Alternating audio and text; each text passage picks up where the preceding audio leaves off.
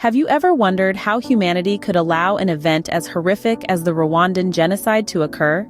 This catastrophic event, which took place in the heart of Africa, saw nearly 1 million lives brutally extinguished in just 100 days. The scale and impact of this horrifying episode are almost unfathomable. It's a chilling reminder of how quickly humanity can descend into chaos and violence. So, how did it all start? And how did it escalate with such terrifying speed? Join us as we delve into the timeline of this dark chapter in human history. It all started on April 6, 1994, with a spark that ignited a terrible firestorm.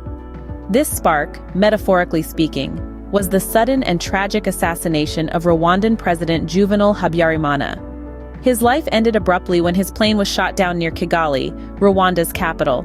Habyarimana, a Hutu, had been in power for over 20 years. His rule was marked by favoritism towards the Hutus, creating a deep-seated resentment amongst the Tutsis. The ethnic tension between the two groups had been simmering for decades, like a pot on the brink of boiling over. Habyarimana's death was the final blow that unleashed the pent-up rage and fear. The president's demise sent shockwaves through the country, and it didn't take long for the situation to deteriorate. The Hutus, fearing retribution from the Tutsis, decided to strike first. It was a deadly decision that would plunge Rwanda into one of the most horrific episodes of mass violence in modern history. Within hours of the president's death, the killing began. As the news of Habyarimana's death spread, so did the violence. The tension that had been simmering between the Hutu majority and Tutsi minority exploded into a full-scale genocide, orchestrated by the radical Hutu power movement. A wave of terror swept across the country as the Hutu power movement commenced a systematic extermination of the Tutsis and moderate Hutus. This was no spontaneous eruption of violence, but a well-planned and orchestrated campaign of mass murder. Roadblocks were set up, lists of Tutsis and moderate Hutus drawn up, and people hunted down and killed with machetes, clubs, and guns. Amidst the chaos, the radio-television Libre des Mille Collines played a chilling role. This radio station, controlled by the Hutu extremists, spewed hateful propaganda, dehumanizing Tutsis and inciting ordinary Hutus to partake in the killings.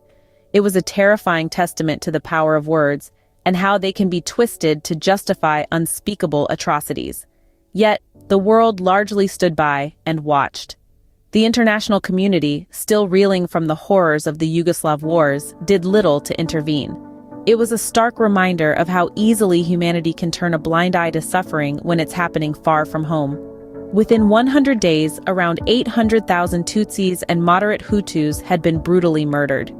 The scale and speed of the genocide were staggering, a dark chapter in the annals of human history that we must never forget. When the dust settled, Rwanda was a nation in ruins. The genocide had left an indelible scar on the heart of the country, its people, and the world at large. A massive refugee crisis ensued, with millions of Rwandans fleeing the country, seeking refuge in neighboring nations. An important step towards justice and accountability was the establishment of the International Criminal Tribunal for Rwanda. This tribunal was tasked with prosecuting those responsible for the genocide, a monumental task given the scale and severity of the atrocities committed. Over the course of several years, it brought many of the perpetrators to justice, offering a glimmer of hope in the midst of profound despair. Rwanda's path to recovery has been slow and fraught with challenges, yet its people have shown remarkable resilience, rebuilding their lives and their nation from the ashes of its tragic past. The Rwandan genocide, a stark reminder of the depths to which humanity can sink, forces us to confront the question: how do we ensure such atrocities never happen again?